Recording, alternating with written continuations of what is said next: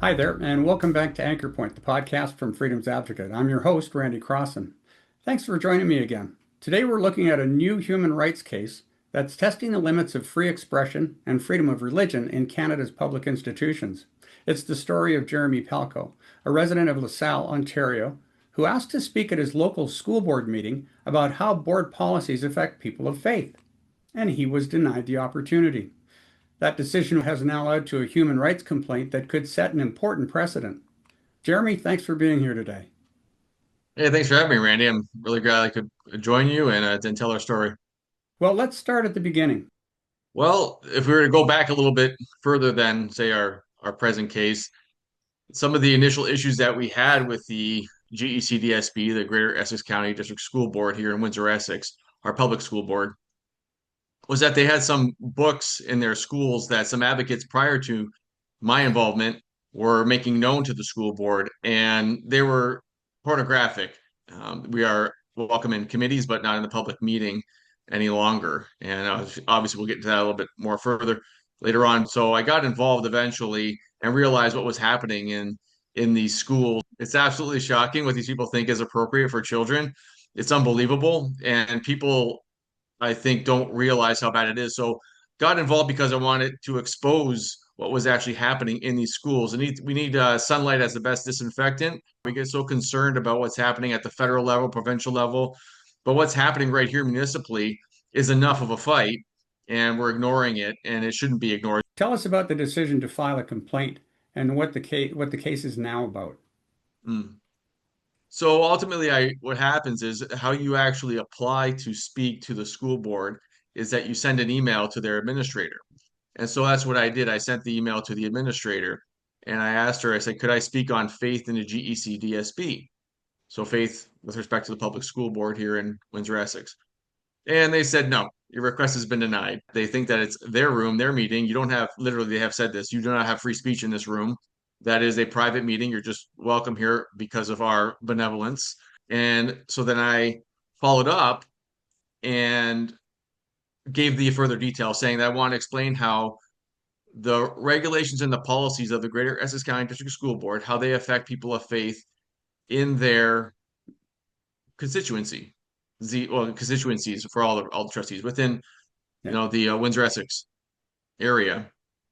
Ultimately, the reply was, no, you got to take that to the separate school board, Catholic school board. We don't have any denominations here. We're not religiously influenced. And I replied to this. I said, you have people of faith in your jurisdiction. You have Christians in your jurisdiction who are telling you that we have some feedback for you, and you're saying you don't want to hear it. So in the end, my reply to them, and because I had a sense, I think sometimes God gives us a leading to maybe to do something, say something.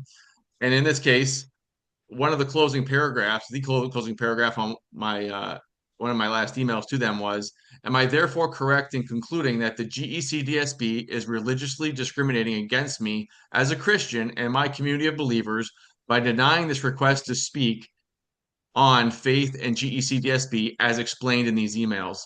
As you can probably imagine, I didn't get any reply to that. That is what we followed up on within the year deadline, and we filed the Human Rights Tribunal of Ontario application because this needs to be opposed and publicly. They hide in the shadows. It's up to parents and it's up to concerned citizens to take it from there. We can't control where parents send their kids to school. We can't control how they vote for trustees, but we can inform them, and that's what we want to do.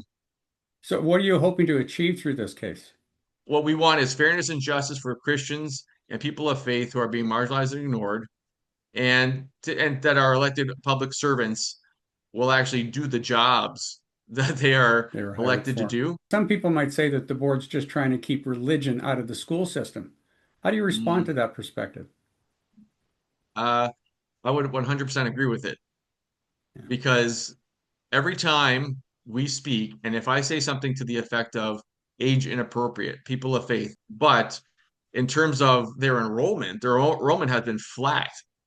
So I said, well, clearly DEI, CRT, Pride, any of these initiatives are not working. Then I added, clearly, alienating people of faith isn't working either. As soon as I said that, he cut my mic. They cut in. He says he calls point of order. And then he says to her, Madam Chair, the speaker cannot continue. He's speaking on protected groups that he cannot speak on. So he challenges the chair to her decision for me to continue. And then what happens is it's seconded and it goes to a vote. And the trustees there approved and agreed with the challenge to the chair. So the chair lost.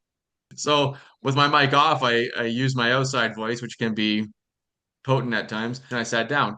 Now, what you don't see on camera are the two police officers that they have in that school board room now. They used to have none. Then they went to two security guards, and then they went to two police people, whatever you want to call them, policemen. And so then they were in the room, and I think he really wanted me to be uh, dragged out in cuffs for me speaking against these groups that he thinks I have no right to speak against. Why do you think this case matters beyond your own experience in LaSalle? You and your team at Freedom's Advocate are doing such an excellent job realizing that we need to set these precedents legally so that it is understood that freedom of expression, freedom of speech extends to the public school board. Yeah. And in their meetings, the education system has religious roots. So I think it goes beyond Windsor-Essex in a legal sense and constitutionally, but I think it goes also beyond the, I'll say, the political side of this into the spiritual, and that Mm. people need to understand evil knows no boundaries. When they say they're coming for your kids, believe them. And we need to oppose that, because if we don't, like, who else do we think's gonna pick up that torch and run? So where does the case stand now and what happens next? So currently the case has been submitted as of September 16th of this year.